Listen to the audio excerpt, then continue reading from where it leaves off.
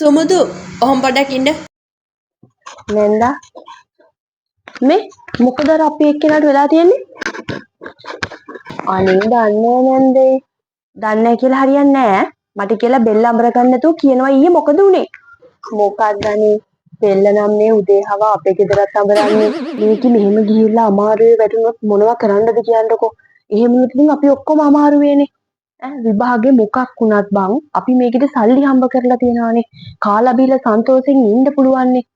ඒකිට විතරක් නෙමෙයි. ඔබට උනත් ඒකිට එක්ක එකතු වෙලා මේ බිස්නස් දියුණු කරගෙන සන්තෝෂෙන් ඉන්න පුළුවන්.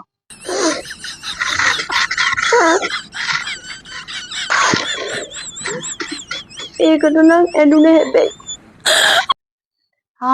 දැන් ඉතින් ඔය අඬානේ කියන්නකෝ ඊයේ මොකද උනේ කියලා. මෙන්න මේකයි මේ නැන්දේ. අපේ අකීෂට ඕනේ වුණානේ අර ඉතින් කොල්ලගේ නැන්ද බලන්න. නැන්ද බලන්න ගිහිල්ලා ඉතින් ගම්මල මාට්ටුනා. ඒකයි